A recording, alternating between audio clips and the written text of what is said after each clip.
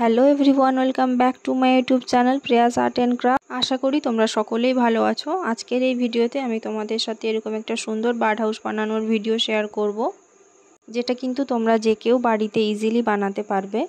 সবথেকে ইম্পর্টেন্ট জিনিস হলো এইটা বানানোর জন্য কিন্তু তোমাদেরকে এক্সট্রাভাবে কিছু বাইরে থেকে কিনতে হচ্ছে না। এটা কিন্তু তোমরা তোমাদের বাড়িতে পড়ে থাকা কিছু ওয়েস্ট মেটেরিয়াল দিয়ে বানাতে পারবে। যেমন আমি এখানে এটা বানানোর জন্য একটা সানস্ক্রিনের বক্স ইউজ করেছি, যেটা কিন্তু আমি ফেলেই দিতাম, কিন্তু তারপর ভাবলাম যেহেতু এই বক্সটা অনেকটাই হার্ড ছিল, তো ভাবলাম এটা দিয়ে কিছু বানানো যাক। তখনই আমার মাথায় আইডিয়া এলো এরকম একটা বার্ড হাউস বানানো যাক। তো আর কি, এটা নিয়েই বসে পড়লাম।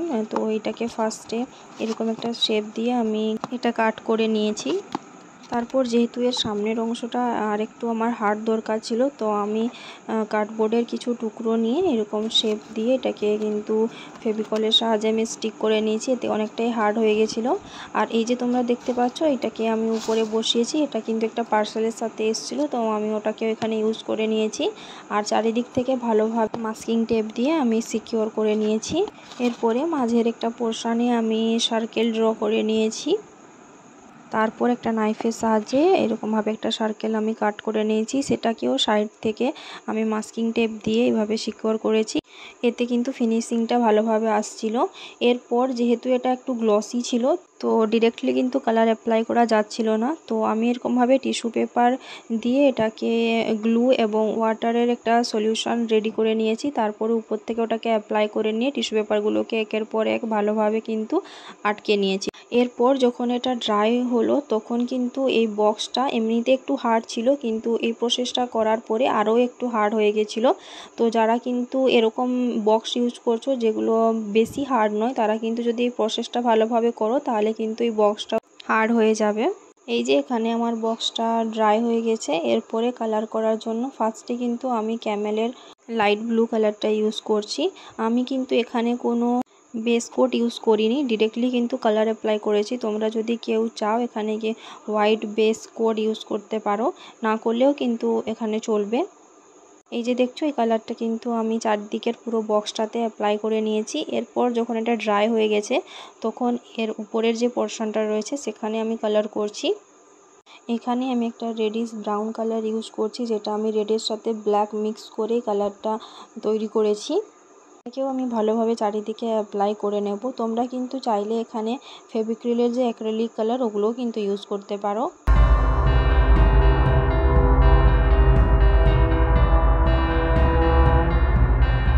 যখন আমার পুরোটা কালার করা কমপ্লিট হয়ে গেছিলো, তখন কিন্তু আমি এটাকে ভালোভাবে ড্রাই হতে দিয়েছি।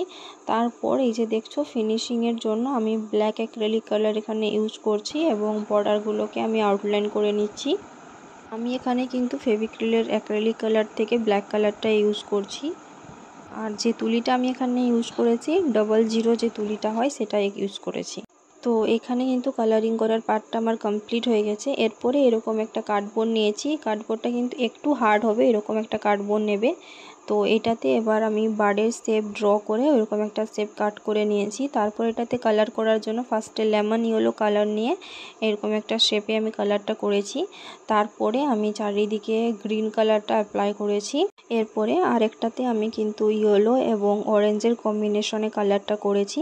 এরপর মিডিলের যে পোর্শনটা রয়েছে, ওইখানে কিন্তু অরেঞ্জ কালারটা ইয়েলোর সাথে মিক্স করে এরকম একটা শ্যাডো ক্রিয়েট করার চেষ্টা করেছি।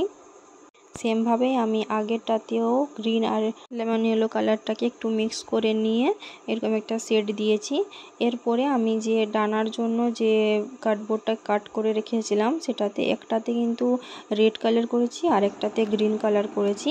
এরপরে এর আউটলাইনগুলোতে কিন্তু এইভাবে ব্ল্যাক কালার দিয়ে আমি বর্ডারটা ড্র করছি।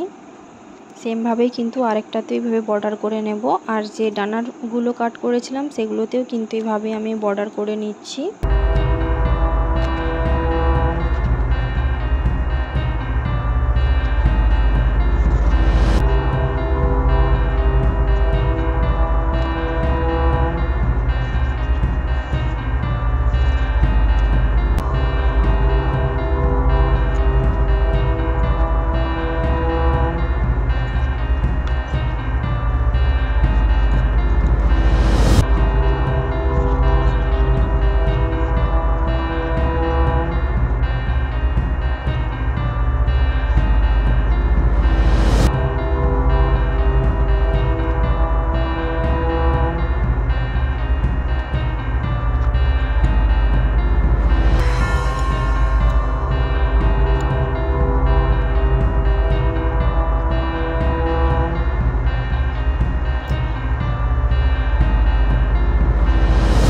এরপর কিন্তু আমি এখানে A4 যে কালারিং পেপার হয় সেখান থেকে গ্রিন কালারের পেপারটা নিয়েছি এবং সেটা নিয়ে আমি একটা ডালা বানাবো। তো আমি পেন্সিলের সাহায্যে কিন্তু ফার্স্টে ড্রয়িংটা করে নিয়েছি, তারপরে একটা সিজারের সাহায্যে এটাকে কাট করে নেব। এরপরে ফেভিকলের সাহায্যে এটাকে আমি স্টিক করে নেব। এরপর আরেকটা ডালাও আমি এরকমভাবে কমপ্লিট করে নিয়েছি, তো এটাকেও এখানে বসিয়ে দেব। এরপর আমার কাছে আরও কিছু কালারের পেপার ছিল, তো আমি সেগুলো দিয়ে কিছু রোজ বানিয়েছি। তো সেই রোজগুলোকে এখানে ভালোভাবে স্টিক করে নেব।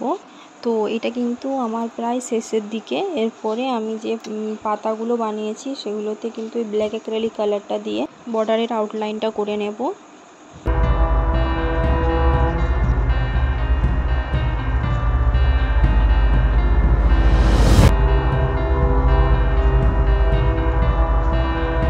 তো এই যে দেখছো ড্রয়িংটা আমার কমপ্লিট হয়ে গেছে। সেমভাবে আরেকটা ডালাতেও আমি এরকম আউটলাইনটা করে নেব। তো এই হচ্ছে এর ফাইনাল লুক। তোমরা কিন্তু অবশ্যই আমাকে কমেন্ট করে জানাবে তোমাদের আজকের এই ভিডিওটা কেমন লেগেছে।